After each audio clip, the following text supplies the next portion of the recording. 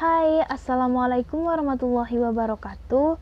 Kami dari kelompok 1 ingin memenuhi tugas psikologi industri dan organisasi yang diampu oleh Ibu Syarifah Faradina tentang Myers-Briggs Type Indicator atau biasa disingkat dengan MBTI. Sejarah dan latar belakang Myers-Briggs. Myers-Briggs Type Indicator atau MBTI adalah psikotes yang dirancang untuk mengukur preferensi psikologi seseorang dalam melihat dunia dan membuat keputusan. Psikotes ini juga dirancang untuk mengukur kecerdasan individu, bakat, dan tipe kepribadian seseorang. MBTI merupakan instrumen yang paling banyak digunakan. Telah diperbarui dan divalidasi lebih dari 70 tahun. MBTI didasari pada jenis dan preferensi kepribadian dari Carl Gustav Jung dalam bukunya Psychological Type pada tahun 1921. MBTI dikembangkan oleh Catherine Cook Briggs dan putrinya Isabel Briggs Myers sejak Perang Dunia Kedua pada tahun 1939 sampai dengan 1945. Mereka percaya bahwa pengetahuan akan kepribadian dapat membantu perempuan yang akan memasuki dunia kerja di bidang industri. Setelah mengalami perkembangan, akhirnya tes MBTI ini pertama kali dipublikasikan pada tahun 1962. MBTI didasari oleh teori tipologi yang diusulkan oleh Carl Gustav Jung dalam bukunya Psychological Type yang dipublikasikan pada tahun 1921. Dalam bukunya, Jung berteori bahwa ada 4 fungsi psikologis utama yang digunakan manusia dalam menjalani kehidupan. Yang pertama, sensation.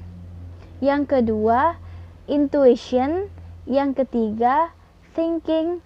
Yang keempat, feeling. Tujuan Myers-Briggs Type Indicator. Tujuan dari MBTI adalah membuat teori tipe psikologis yang dijelaskan oleh Carl Jung dapat dimengerti dan berguna bagi kehidupan manusia. Sampai saat ini, tes MBTI adalah tes kepribadian yang paling banyak dipakai di dunia, selain tes Enneagram. Tes ini juga dipakai untuk mengetahui karakter kepribadian karyawan suatu perusahaan agar dapat ditempatkan pada bidang-bidang yang membuat potensi karyawan tersebut optimal. Setiap orang dapat mengetahui profesi yang cocok bagi diri mereka melalui tes kepribadian MBTI. Di samping itu, biasanya tes digunakan oleh suatu perusahaan atau instansi untuk merekrut pegawai yang sesuai dengan standar yang sudah ditentukan. Tujuan utama dari tes MBTI ada 2, yaitu 1. Kepribadian yang jelas. Hasil identifikasi MBTI berbeda dari tes kepribadian lainnya, karena lebih jelas. Terlebih lagi, kepribadian seseorang dapat diketahui secara jelas dan mendetail, karena ada 16 jenis. Selain itu, tes itu berlaku seumur hidup, kecuali seseorang mampu mengubah pemikirannya 360 derajat. 2. Tepat sasaran. Hasil tes tersebut juga tepat sasaran untuk menentukan kapasitas seseorang. Selain itu, MBTI dapat menentukan profesi yang tepat sesuai dengan psikologi seseorang. Jadi, sering digunakan dalam proses rekrutmen karyawan untuk menentukan kelayakan seseorang bekerja dalam suatu instansi atau lembaga tertentu. Langkah-langkah. Pertama, Anda diminta untuk mengisi identitas diri terlebih dahulu. Anda kemudian diminta untuk mengisi beberapa pertanyaan dari tes ini. Setelah selesai mengerjakan, Anda diminta untuk memeriksa kembali pilihan sehingga tidak ada yang terlewatkan.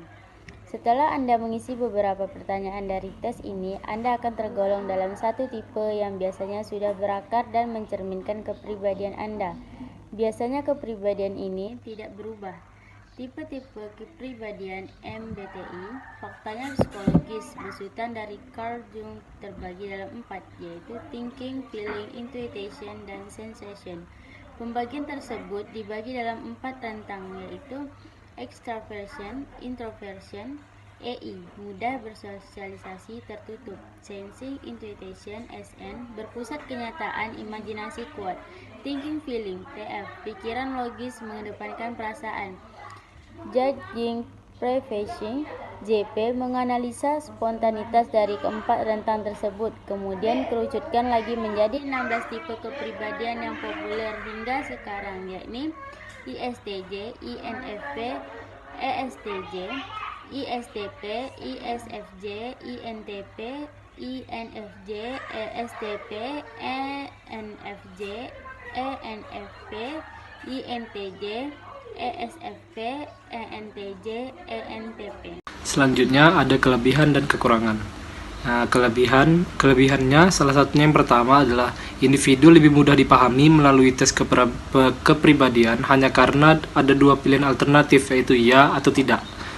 Kemudian, dengan metode ENFJ dan MBTI memudahkan individu untuk menyesuaikan pribadinya dengan pekerjaan yang disukainya. Kemudian, individu menggunakan minat, bakat, kemampuan, dan niat dalam dirinya untuk memilih karir yang sesuai dengan kepribadiannya tanpa ada paksaan dari luar. Yang kemudian, tujuan dari MBTI dibuat untuk mempelajari tipe kepribadian berdasarkan teori Jung. Kemudian, individu mencoba menggunakan logika dan kekuatan analisa untuk mengambil keputusan karirnya berdasarkan fakta yang ada di lingkungannya. Terus, dengan MBTI, kita bisa memahami kelebihan diri kita sekaligus kelemahan yang ada dalam diri kita. Itu beberapa kelebihan dari MBTI. Kemudian kekurangannya ada. Yang pertama, individu cenderung merasa terpaksa atas pilihannya karena harus memilih salah satu pilihan yang keduanya dianggap sesuai dengan kemampuannya. Kemudian, kekurangan yang kedua, individu lebih dituntut atas niat dalam dirinya saja tanpa melihat faktor pendukung lain yang berada di lingkungannya. Mungkin hanya itu kelebihan dan kekurangan dari MBTI. Nah, sekian dari presentasi kelompok kami.